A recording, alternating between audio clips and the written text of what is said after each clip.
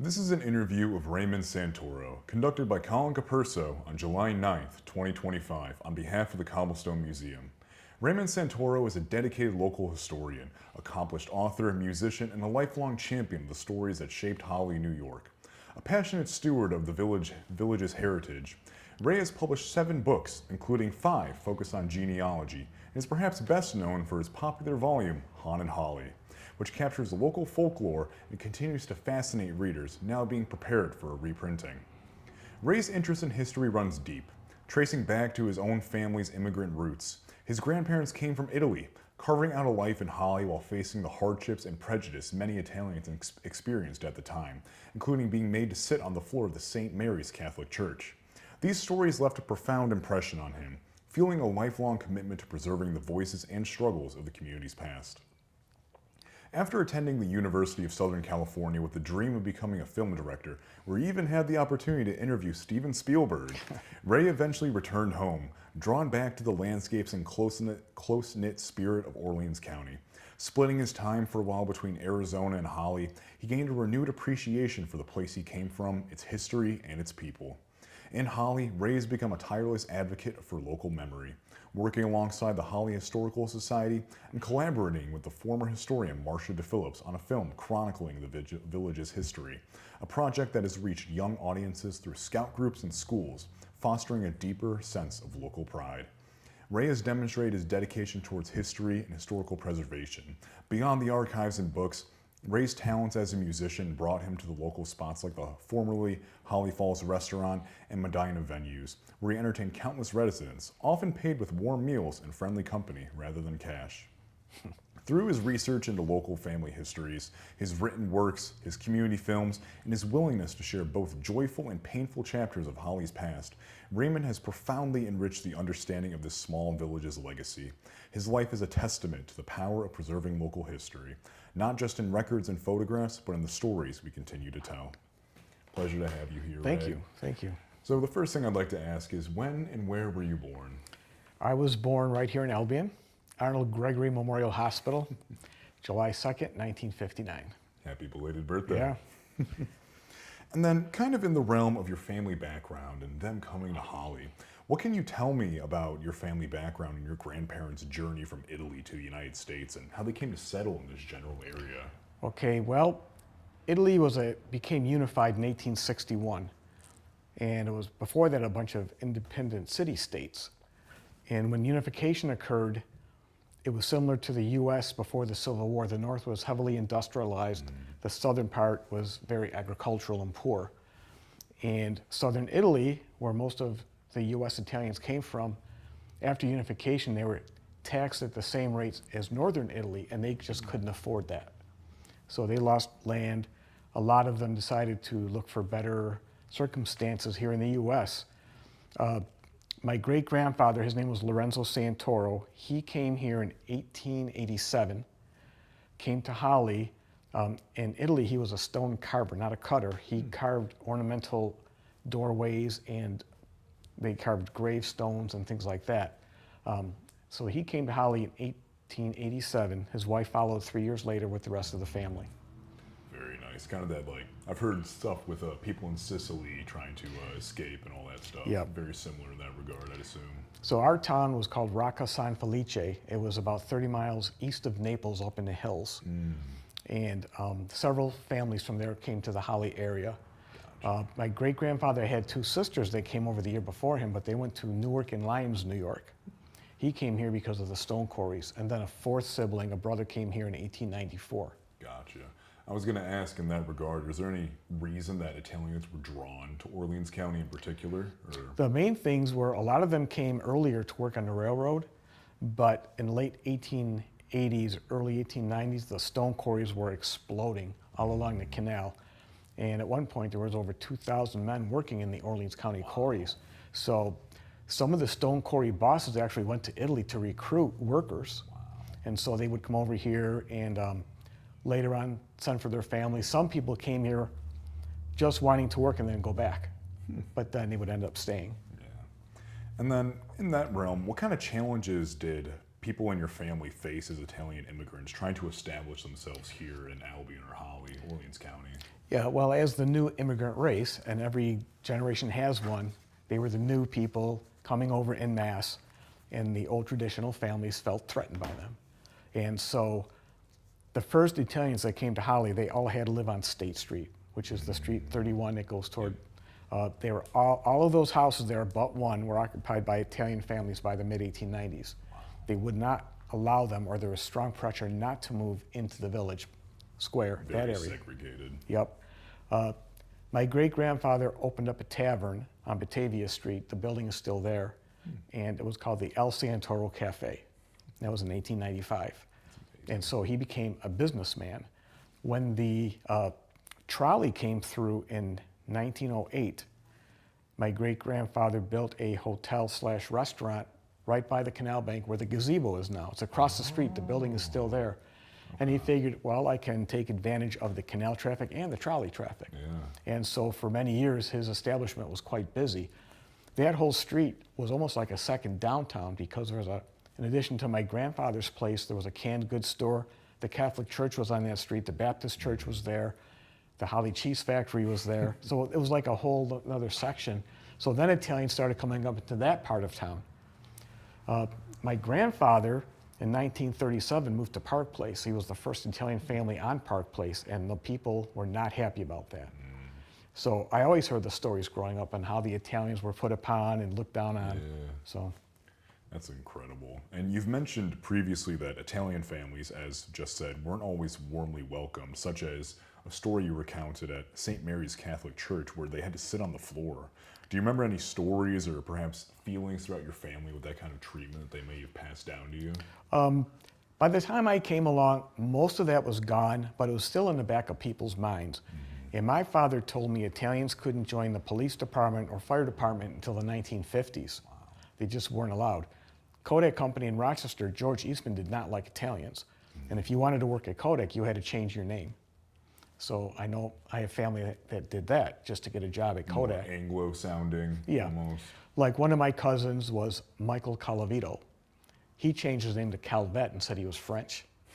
And he got hired at Kodak. Interesting. And growing up hearing these kinds of stories, how did that shape the way that you see Holley in your own family history, especially considering that you're the historian currently? When I was a child, I would hear some of these stories and it sort of made me feel, I hate to say it, but I kind of felt inferior to the non-Italians. And it took me a long time to embrace that heritage and welcome that. Yeah, I can only imagine. Yeah. Just knowing that there was that deep-seated prejudice just Right. kind of looming in the community. And although it's dissipated more so today, Right. there are still remnants of it that are still visible. And then kind of into more of your life and the pursuits that you've had. You went to college at USC in Southern California, which is quite a leap from Holley. What drew you to go out west and pursue something out there? I was back when I was a little kid, 10, 11, 12. There were no VHS, there was no DVDs, there was no cable. So we made movies. I'd gather my friends together and we'd act out little skits and we'd film them on home movie film. Yeah. And then we would show them to our friends. And I had a couple of friends in high school and we kind of competed against each other. We wanted to see who could make the better movies. And then it got dangerous because we started putting stunts in our films where people could have gotten killed. One thing we filmed, one of my friends was 16 and there's a canal bridge on Bennett's Corners Road in Holley. And he said if I gave him $5, he would let us pour gas on him and light him on fire. And he jumped. So I had 3 cameras set up to film this, 2 in slow motion, and we doused this guy in head to toe. Now, normally when you watch a Hollywood film and someone's on fire, you can tell it's a bulky suit. It's filmed at night. Yeah. We're on broad daylight. He's got a t-shirt and jeans and nothing else on. And we doused him in gasoline. So I lit the match, lit him on fire. He went up in a big flame, and he was already hanging off the bridge, and he just let go and fell in, and the water put him out. And he got out and he said, do you have any more gas? I said, yeah. He goes, I'll do it again. He goes, this time I'll flip. So I told the cameras, let's go again. He wants to do it again. So we poured gas all over him again, lit him on fire, and then he flipped into the canal.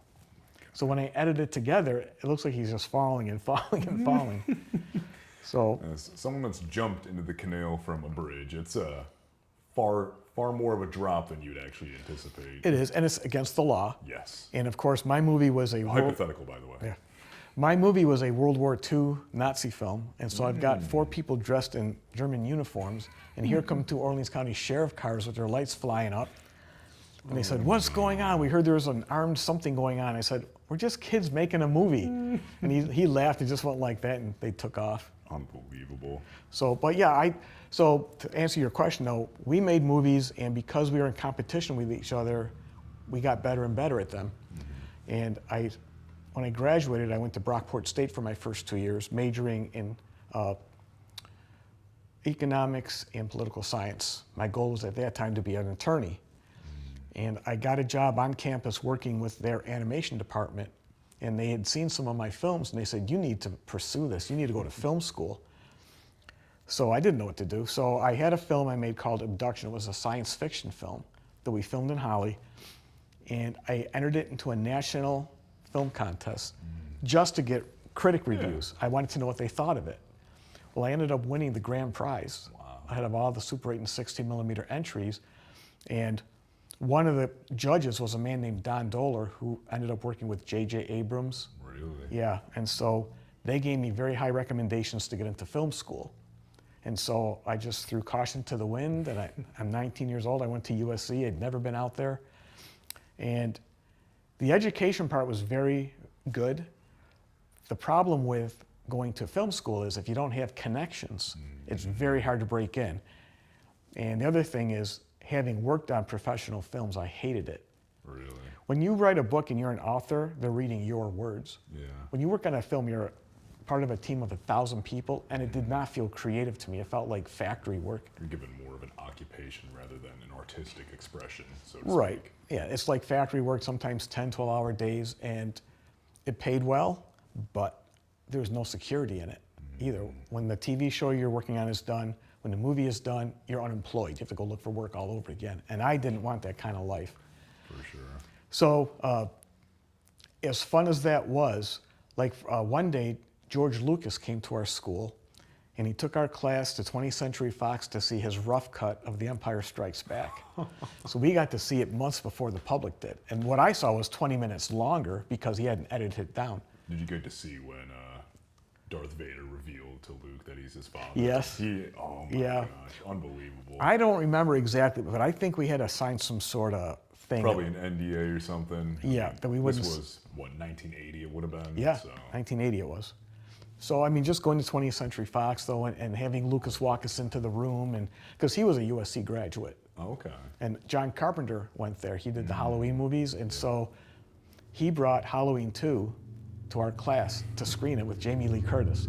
So the experiences I had were remarkable and memorable, but it was very upsetting to me to kind of give up that career because I didn't want to do that for 40 years. Yeah. Work out, I mean, there's only one director, and then everybody else does grunt work, and I just couldn't see myself doing that. And then when you studied film at USC, you even interviewed Steven Spielberg himself. What can you tell me about that experience and how it influenced you at the time? So what happened was, because we were taking film classes, we were informed that he was coming to campus to help dedicate a new building for the film department. So, and I knew he was a fan of working with Super 8 movie film. So I had my camera, and I walked up to him, and I gave it to my friend, and I said, "Whatever happens, film it." And I had the microphone in my hand, and he goes, "Oh, an interview." And he just answered questions with me until I asked a question he didn't like, and then he got he didn't want to like react because he was on film, but I could tell he was not happy with the rest of the interview. But I didn't know, I was a college kid. What question did you ask him? I asked him what he attributed the failure of his movie 1941, because up till then, every film he'd made was a big box office success. 1941 was a World War II comedy, and it kind of bombed.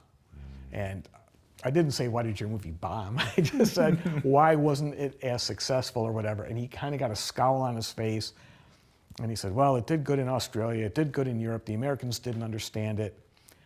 And then I said, "I've got one more question," and he kind of rolls his eyes. And I said, "What are your next films coming out?" He goes, "I've got one coming out called E.T. and one called Poltergeist." Very nice. That was my interview.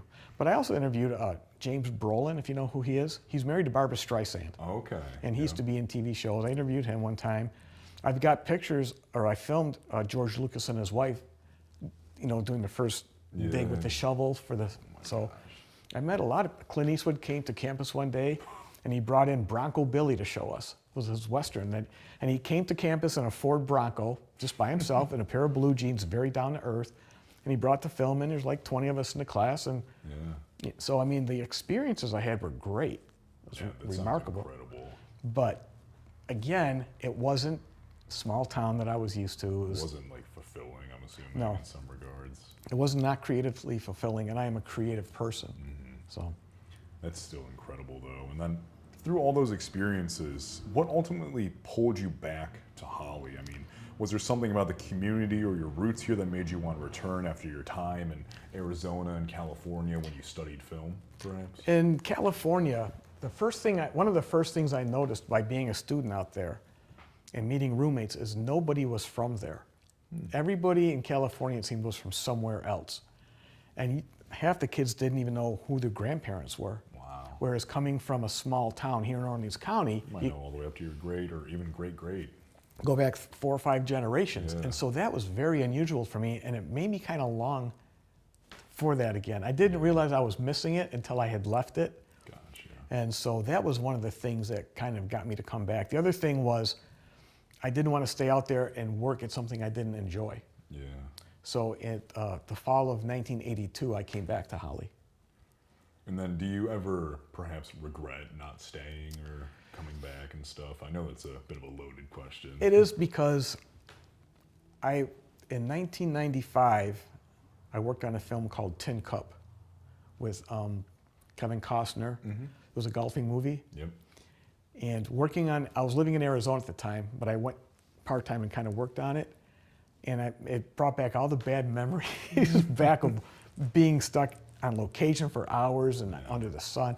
So, no, I think I did the right thing. Yeah. I mean, I enjoyed, one of my buddies who I went to high school with, he's still out there. And he's the lead cameraman for NBC Nightly News. That's amazing. And he travels in the NBC van to all the locations. And he gets to edit his own news stories, so I guess that's kind of creative. Yeah, to some But regard. but it took him years to get to that point. Yeah, and I mean, working your way up the ladder in a field like that can only take so much out of you. Yeah, and it's a dog-eat-dog world, too. Exactly. And then in relation to Holley and your historical work, what first sparked your interest in local history? Was there perhaps a particular story, a building, or any discovery that pulled you into that field? So that's why I brought this first book. Have you ever seen this book? I have not. This is a book that came out for the 150th or 100th anniversary of St. Mary's Church in Holley. And my great uncle Raymond had this, and I got it from him when he passed. So I was maybe 10, 12 years old. And there's historical pictures of this church being built in here. Really? And there's pictures taken in the old Catholic church, which was in a house. Yeah. And I was mesmerized by that. And it was my first really lure into history that I just found fascinating. And the other thing is when my Uncle Raymond passed away, now he and his wife couldn't have children. And he was a great uncle. So when my mother was pregnant, he approached her and said, if you name your next child Raymond, I will put him in my will. Because he wanted his name to carry on. Yeah. So when he passed, I was 12, and we had a big garage sale at our house of all his possessions. And it tore me apart, because even though I was just 12, I'm thinking this man's entire life is being dismantled. It's like he never existed. Yeah. That really kind of got at me too, thinking his whole life, he had a life, a wife, he had a business. Legacy is dissipated. Yeah. So that was another thing that really kind of pulled me into liking history too, was that I didn't think people like that should go away and not be known.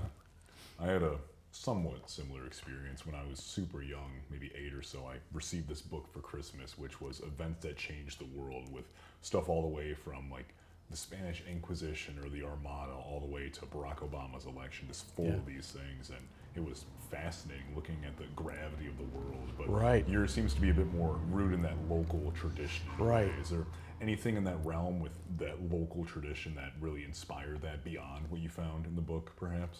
Well, in addition to the thing with my grandfather, a little bit later, when Marcia DePhillips became village historian in 1979, she went around Holley with a tape recorder interviewing elderly people, getting their stories while they were still with us. It's kind of like what this is going to be. And she talked to a great aunt of mine who was 92, And that fascinated me. Yeah. The fact that she was talking about coming from Italy on the boat and how it took 4 weeks and they only had potatoes to eat. And so things like that just stuck with me. I'm trying to visualize the difficult life of coming here and what the village was like when all this was going on. It's amazing. And then you were also around when the Historical Society in Holley came to fruition. And how did that happen? What can you tell me about the conversations, the people, or even the community needs that led to its creation? Well, if I could back up a little bit. Okay, well, this is part of that answer. When I came back to Holley in 1982, Marcia DePhillips knew I just graduated from film school. And she approached me and said, let's use your newfound talents and let's make a movie about Holley. I said, okay, how do you want to do this? And she said, well, let's start with doing the John Murphy Lumber Company. I've got the stack of old pictures that are 100 years old. Take these and photograph them and let's see what we get. Yeah. So the camera had a dissolve feature, so you could go from one to the other. And I tried to put them in some kind of chronological order. It was like 3 minutes worth of film. Okay. And when I got the film back, again, this is all pre-VHS even, we really liked what we saw. So she said, let's go for it. Let's make a whole film on Holley's history. And so then we gathered pictures, we gathered photographs, items like just like clothing people wore. I went and filmed sections of the village. And so we put this whole thing together, and it was about 45 minutes. And it was okay. We got a narrator from Rochester who had won a speech contest, and he did our narration for us. And then we showed that around, and it started gathering more interest in the Holley community.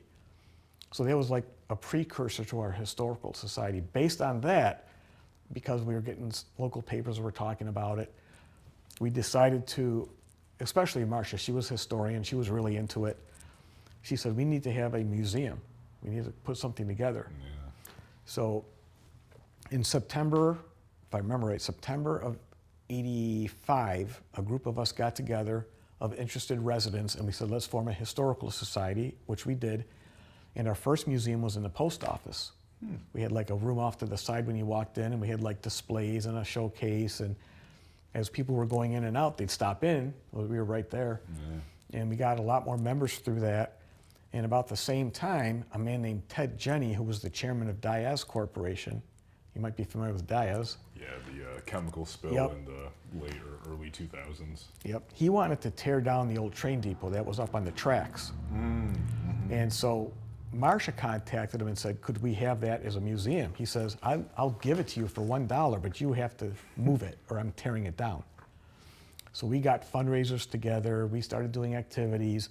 We met once a month. Donations came in. We started getting grants.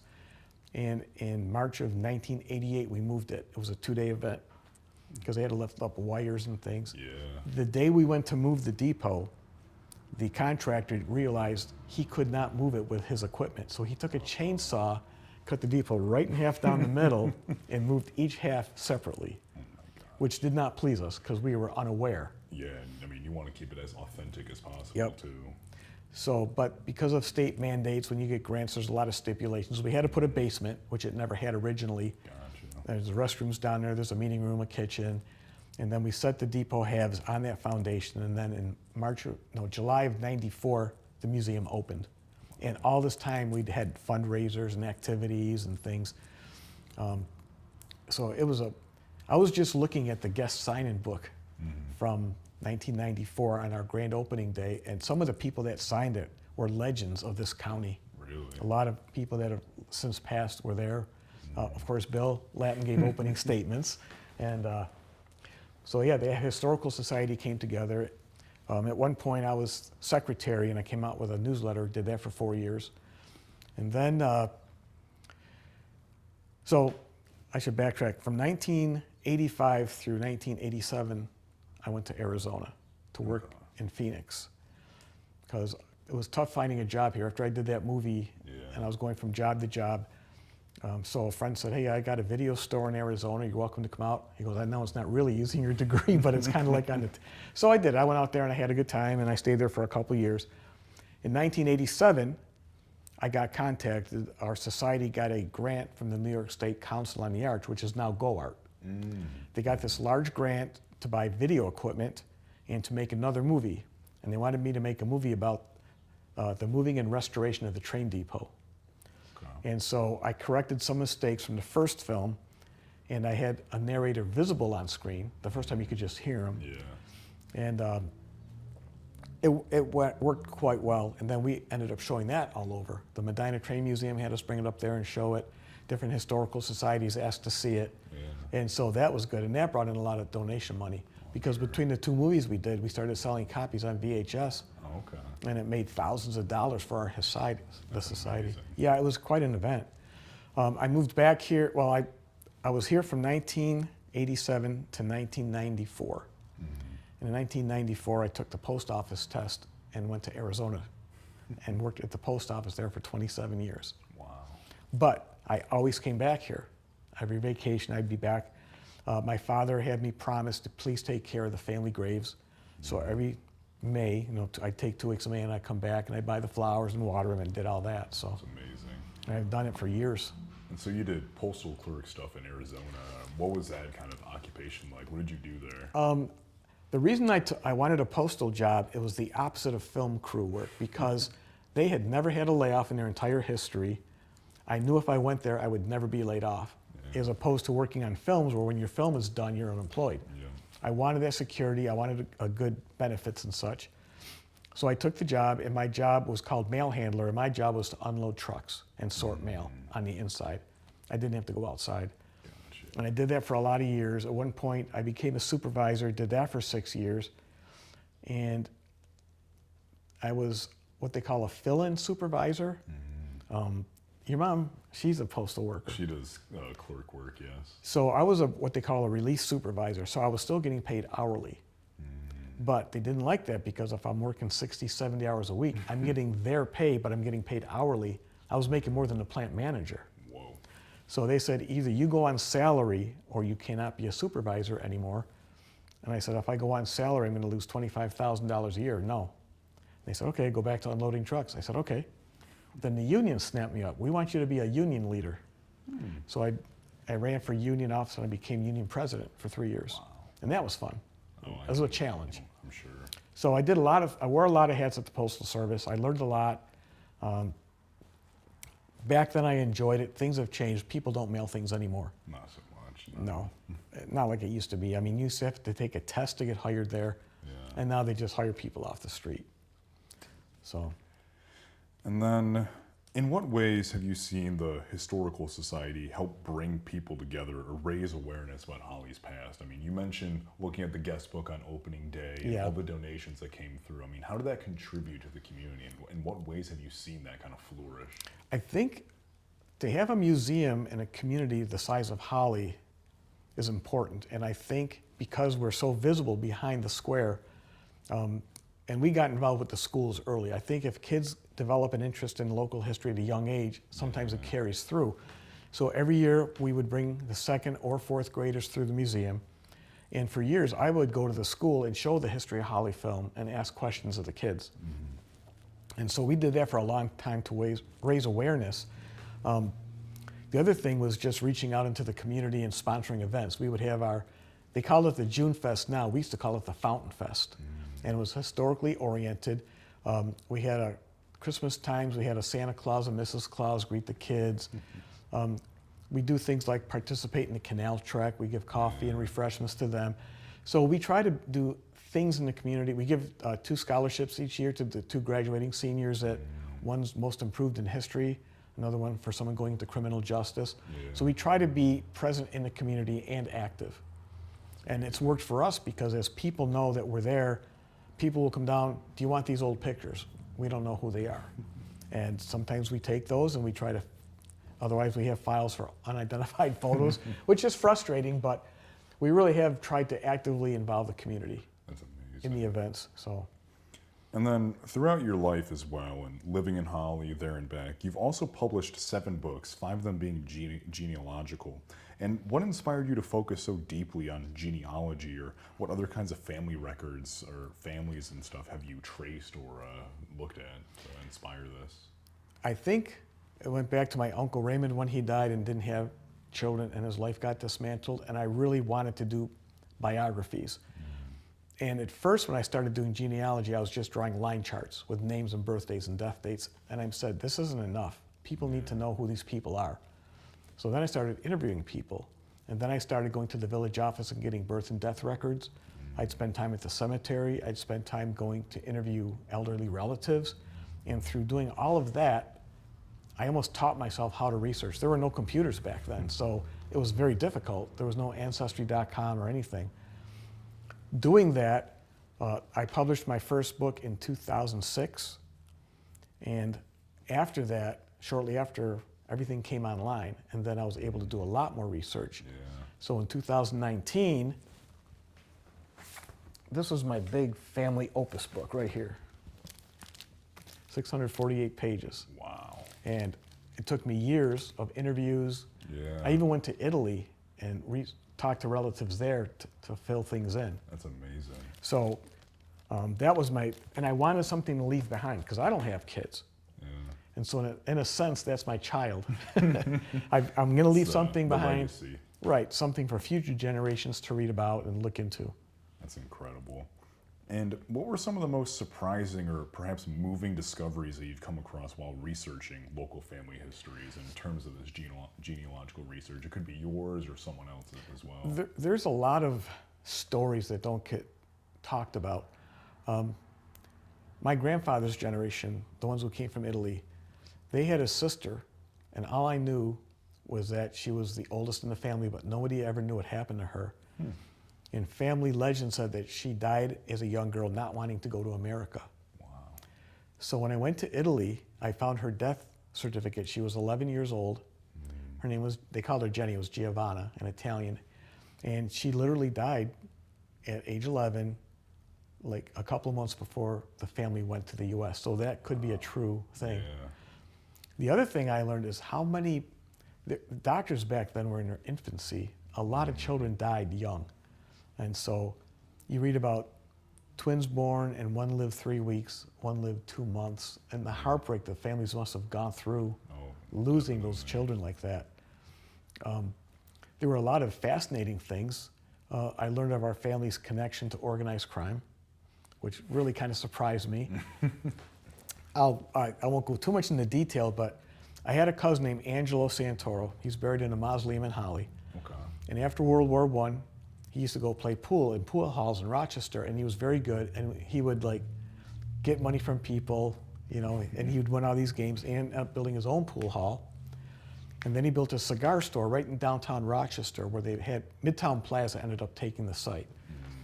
So if you walked into his cigar store, you could buy cigars, whatever, but there's like a little room in the back, and if you knocked on the door, the little window would slide open. Come on in.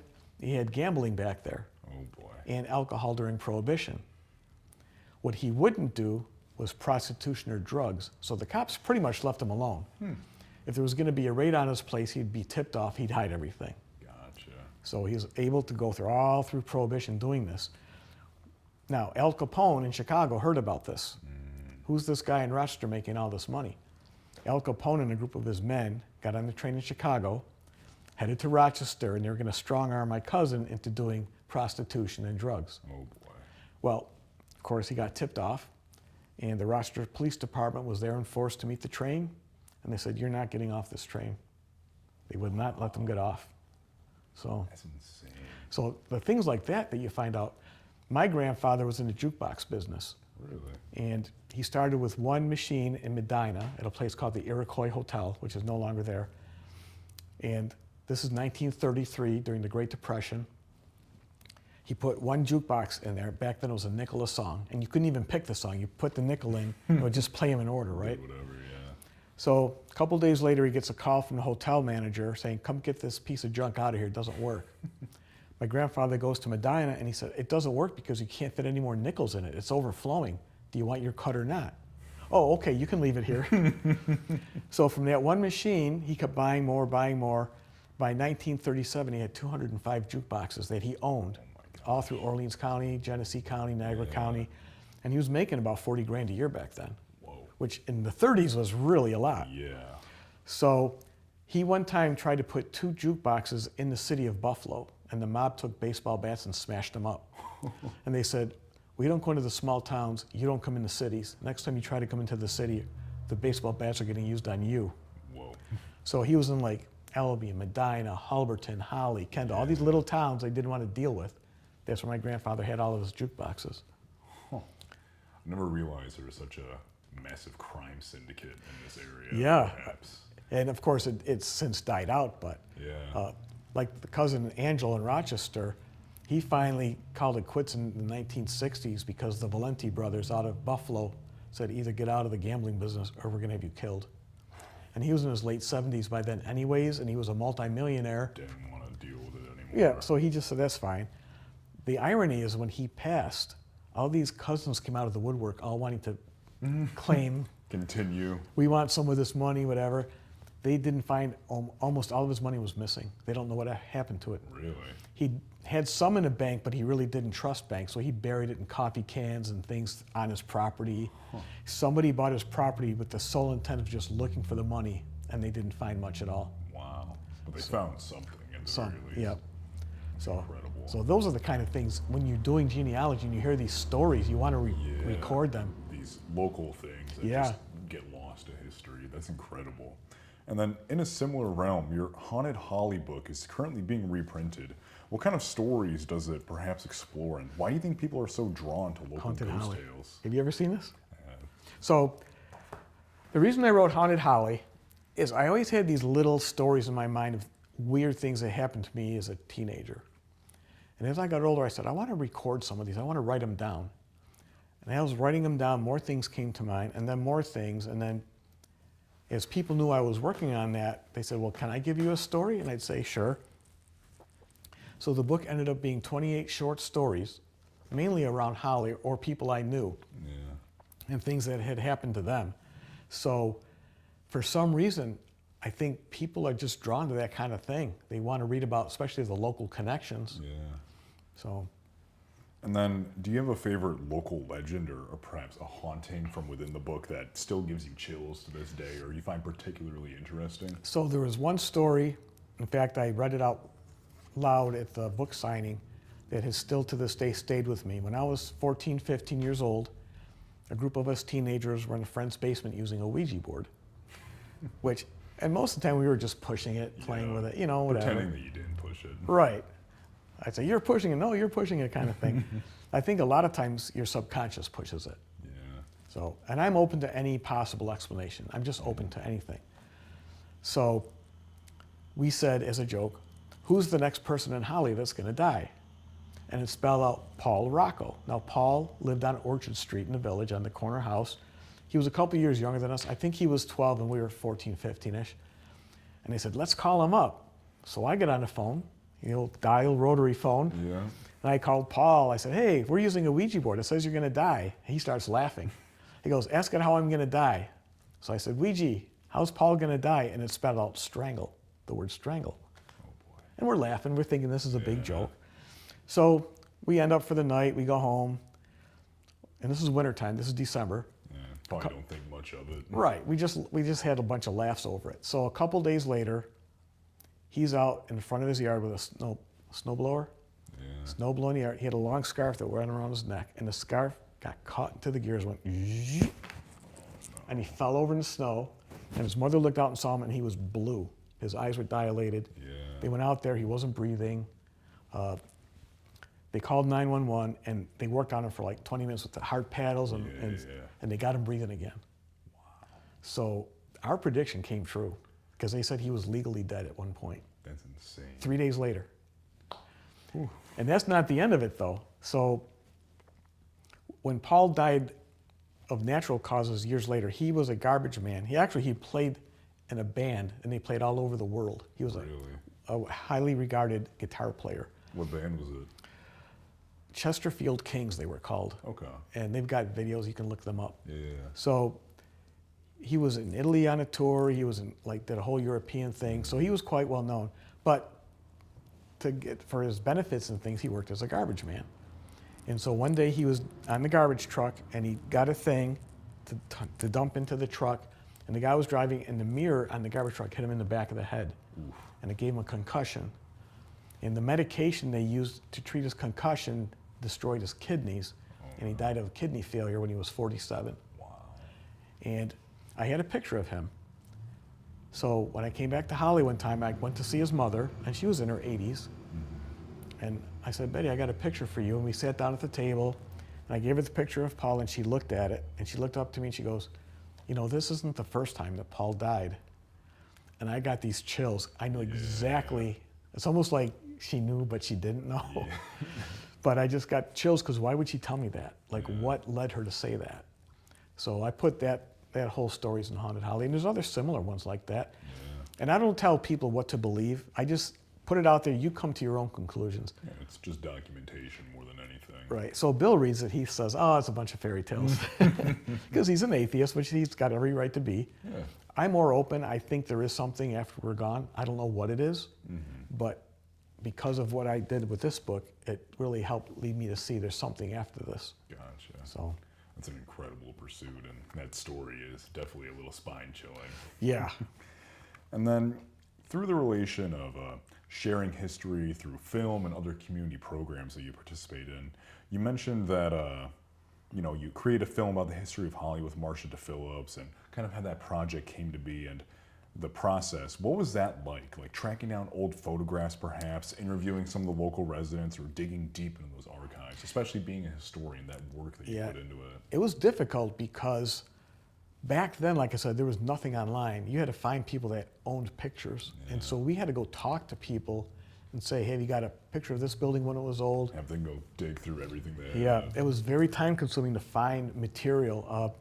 My first movie, The History of Holley, had no on-screen interviews, which I wish now in retrospect I had done that, but I did do it in a train depot film. But I wish I had interviewed people on film to get their stories. One section of the film, which took over 10 minutes, Marsha wanted this segment where we just pointed out famous people of Holley's past, the first bartender, the first police officer. And so we go through this whole segment just showing people's pictures, and we're just rattling off who they are.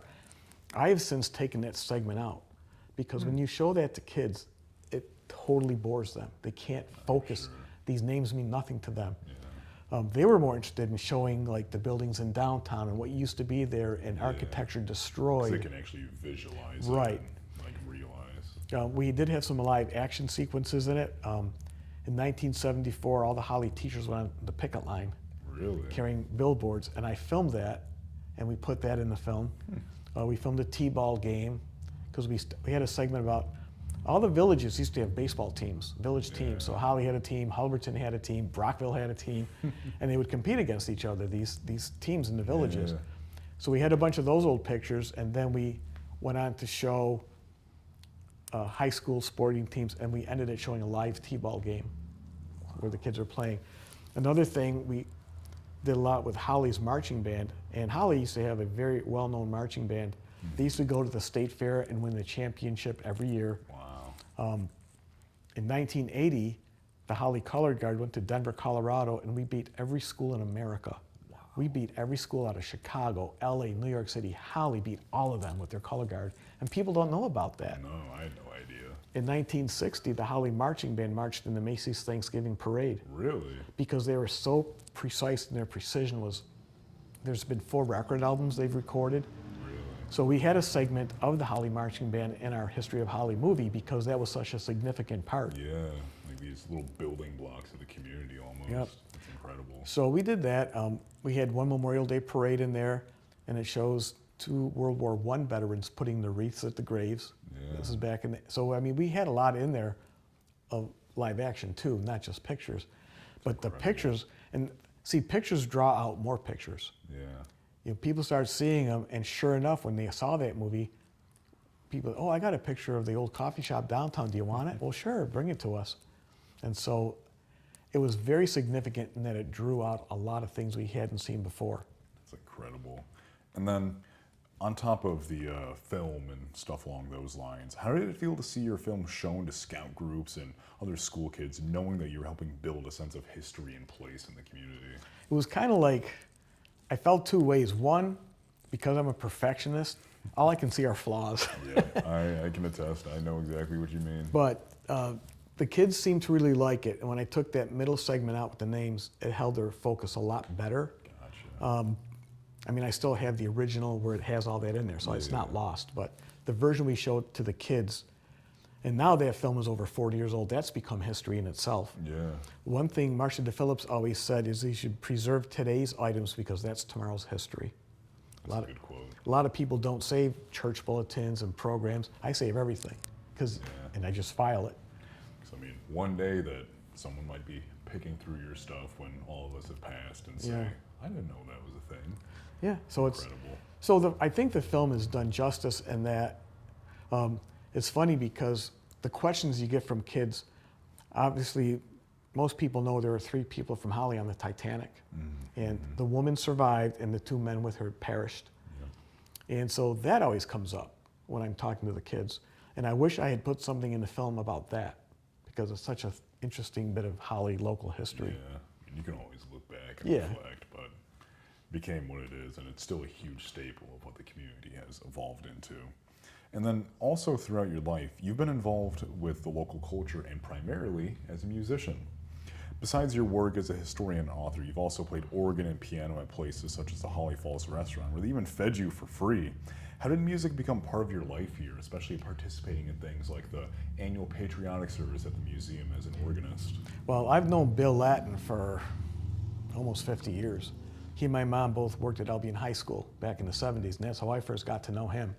And of course, he was always active in local historical things, which I was, but my piano playing came about when I was a little kid.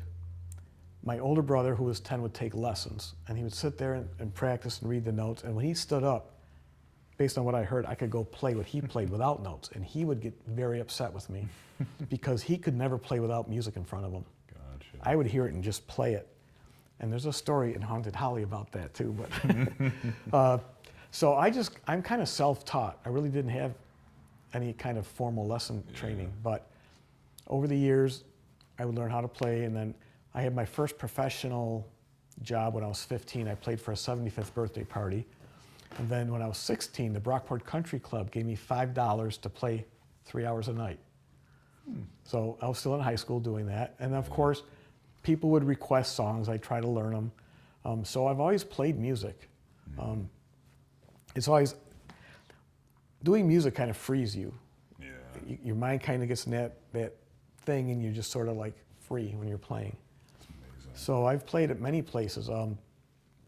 The Holly Falls restaurant gig was great until they closed because they were right downstairs from where I live. I could just walk down and play, and they gave me a free meal and I got tips. Go to bed, you're good for the next night or Yep. something.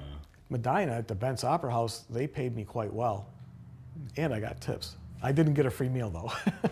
It was a trade-off. You get the benefits and the detriments, so to speak. But it was great, and a lot of people came in that I would know, and they would come to hear me and things. And out in Arizona, I played at an Italian restaurant every Saturday from 6 to 8 p.m. for years, and I just enjoyed it. So. And then reflecting on Holley, its past and its people, you've spent a lot of time living elsewhere, such as Arizona as a quote-unquote snowbird, Yep. and then coming back to Holley. And how has that shaped your appreciation for the community and kind of brought it all back together? You mentioned earlier that you kind of missed that close-knit aspect of it. I mean, how has that kind of gone throughout your life and made you into who you are today? I think by coming back, and now that I'm here for more than 6 months at a time, the people have been really overwhelmingly kind to me in terms of offering me historical type things.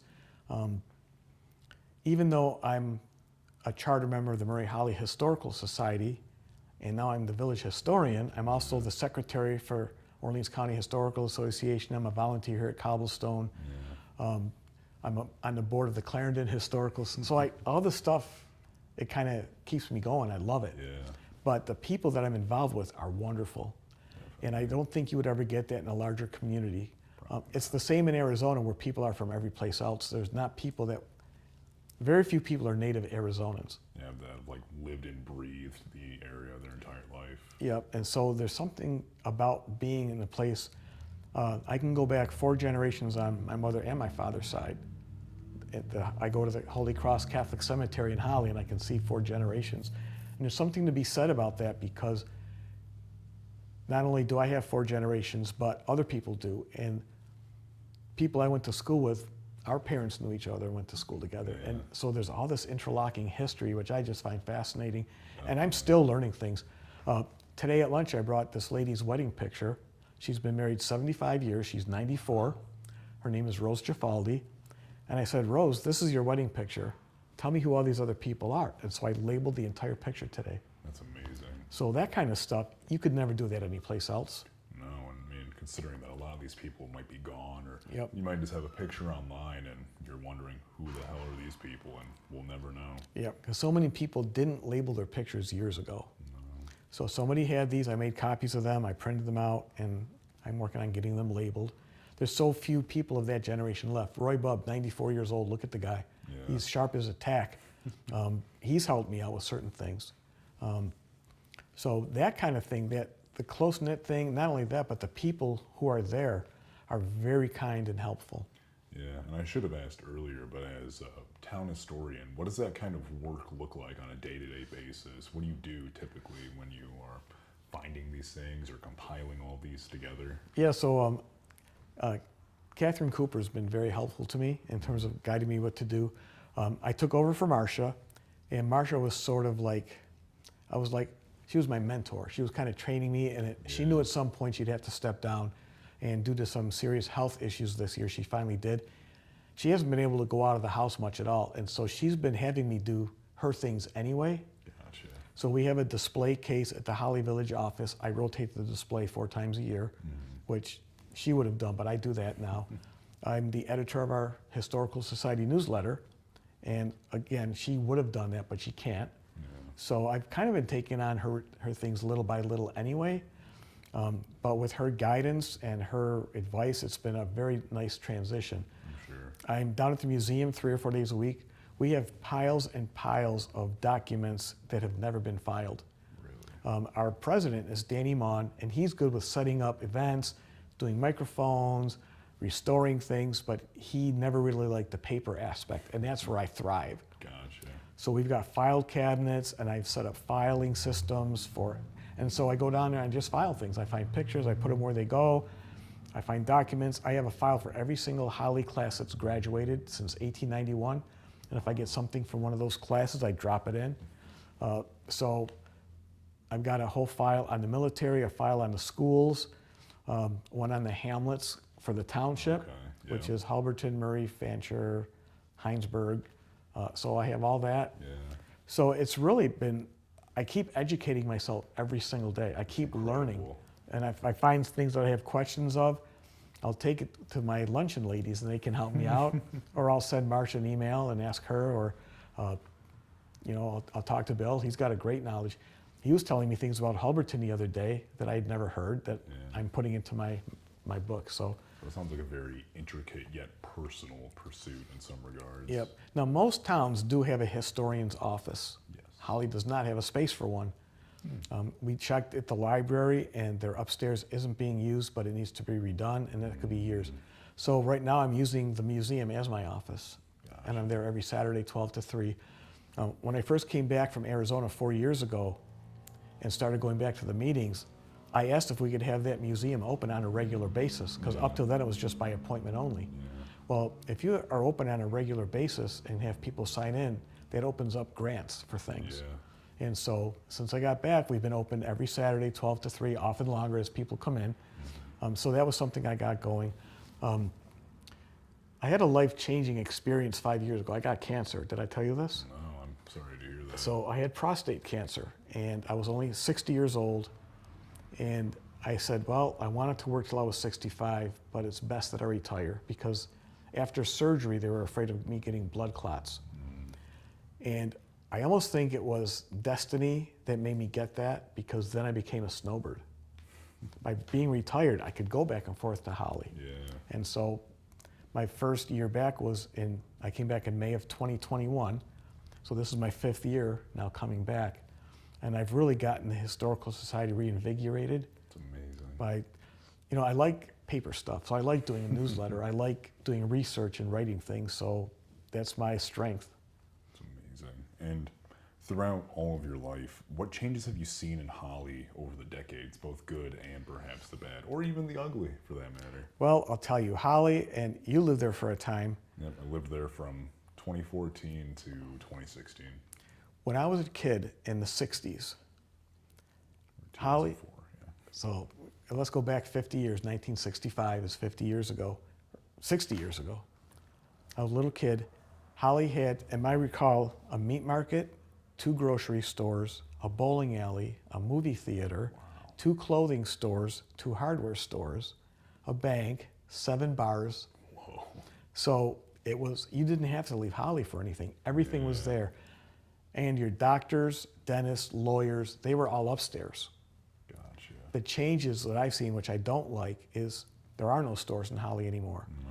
The worst thing that happened to a community is to have a Walmart open. And Holley got it both barrels. Albion and Brockport opened Walmart. Yep, I remember being a kid, we'd always go into Brockport to go to Wegmans or Yeah. something. So local business can't thrive when there's a Walmart near. So Holley lost all of those things. But the other problem I see is, and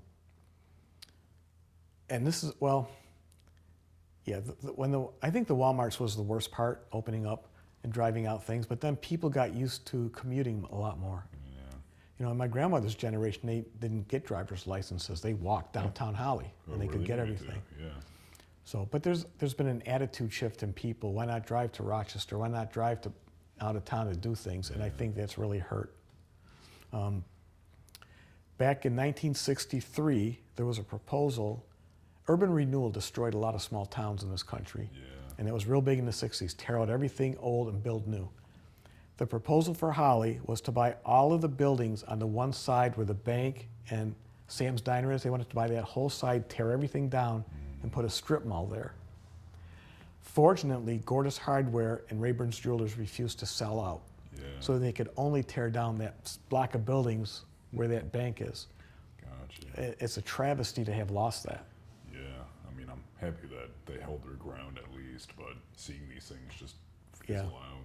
Have you seen any good changes throughout your life in Holley that is something maybe you're particularly proud of or something that you've been happy to see happen? I'm happy that we got that museum where it is. That's a very big improvement, and it brings a lot of people down. I love the fact that the village cleaned up down by the waterfall, and they have the canal park, because when I was a kid, that waterfall had a dirt road, and there were no picnic tables or bridges or anything. It was, and some people didn't even know it was there. Wow. Now it's like a well-known park, and people, everyone goes there. they come from all over the state. There's some kind of literature you can pick up on the thruway that mentions it.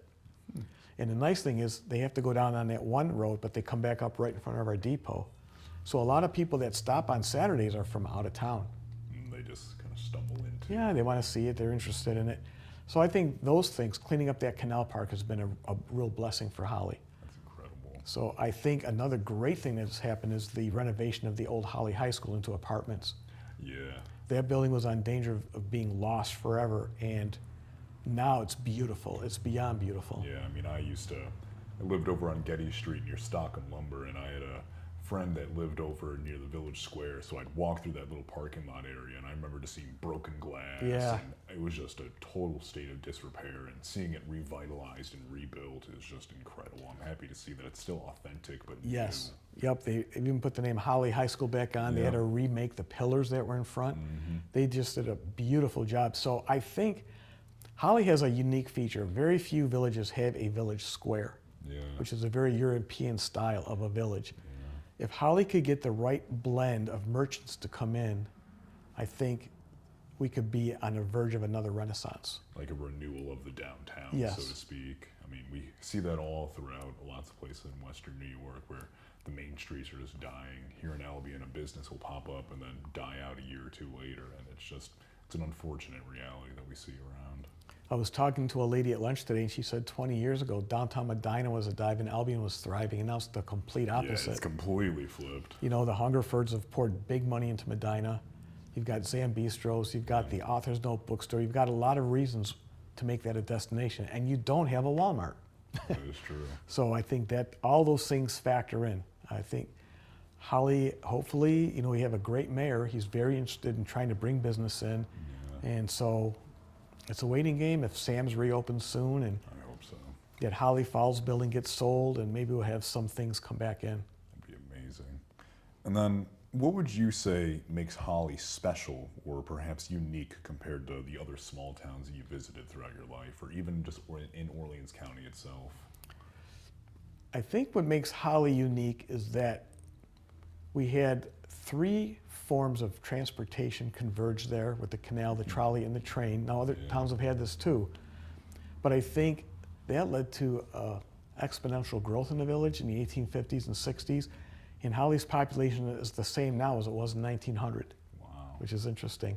I think we had some very wise people invest in the village, and a lot of times villages didn't have that, so they're more kind of scattered, you know. Yeah. We had John Murphy Lumber Company. John Murphy was a millionaire, and in his day, he built a lot of buildings, constructed things, made things look good in the village. So I think you had things like that. I don't find Holley exceptionally different from a lot of small towns, but I think the caliber of people that we have who are interested in preserving it might be more than other communities. Gotcha. And then, as someone who's devoted so much of your life to documenting and sharing Holley's stories, what do you hope that people take away from your books, your documentaries, your films, and all the media that you've contributed? Well, part of it goes to like we were saying, it would leave a legacy for me. It'd leave a way for people to know that I existed. But I really enjoy writing. I really enjoy doing research. And as you do genealogical research and you find a missing name, it's like this big puzzle piece and you get excited to find it. I've got other family members who are into this too, and so they feed me information, whereas I used to be doing it all myself. I want people to know, to be proud of their heritage. Wherever your ancestors came from, be proud of that. Yeah. They came here to start a new life. One thing my grandparents always told me is, we were proud to be Americans. We came into this country and we didn't focus on the old ways. Like, they would not speak Italian in the home. They only wanted their kids to hear them speaking English because they wanted them to be proud of their country. They'd speak Italian amongst themselves when the kids weren't around. Yeah. But one of my great uncles, he was only here for 11 years from Italy, and in 11 years he learned English so well he became an interpreter for the Orleans County Courthouse. Wow.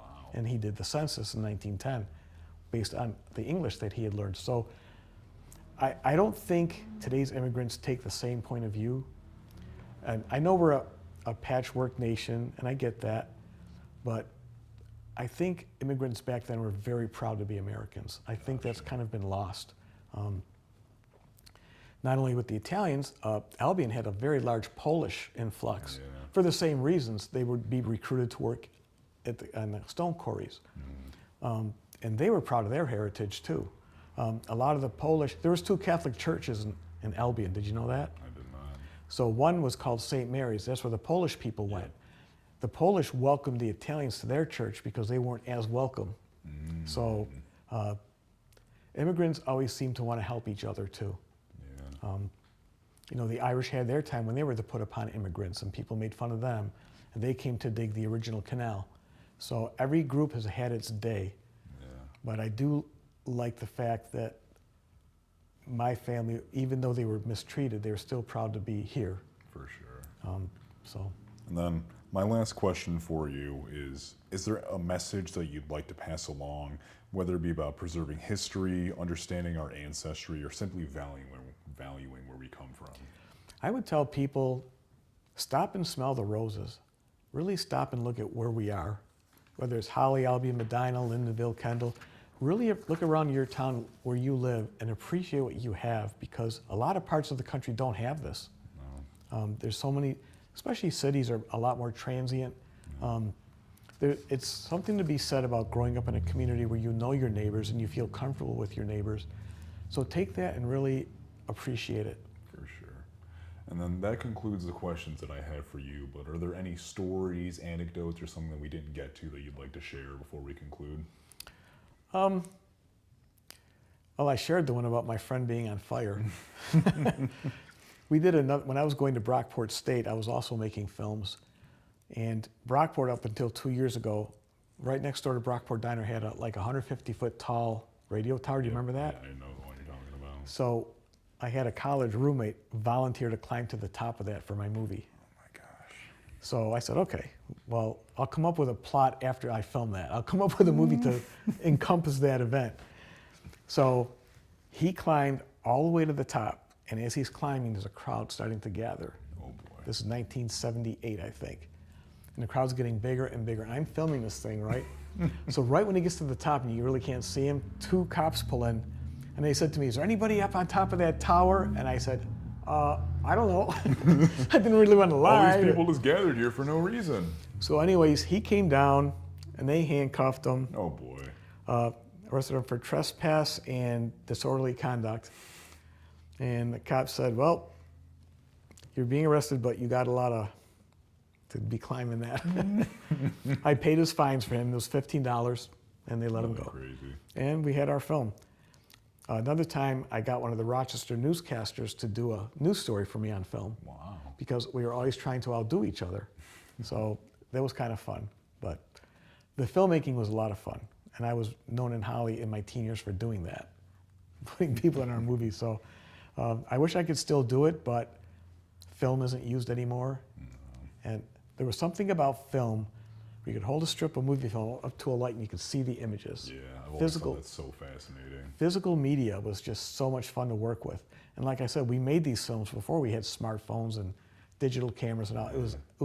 We would make films every year, and all the people in Holley would gather together to watch. We would announce we were showing the films free of charge, just as a community event. Yeah. One of the last ones we did was called Santa Claus, like Claus. It's about a killer Santa. And we showed that to raise money for St. Mary's Church, because the school was in danger of closing, and so we raised money for the school hall. That's amazing. Charged $1 admission. So nothing crazy. And then are there any other things that you'd like to share before we conclude? I'm an animal lover. Okay. I'm a collector of Star Trek memorabilia. Very nice. So I've got I have that. a professor that would love you. Yep. For years I collect license plates Okay. from all over the country, and I have them all displayed in Arizona. Gotcha. So, well, just a little bit about me. Well, thank you for joining us, Raymond. I really appreciate having you here. It's been fun. Thank you. Awesome. Thank you very much.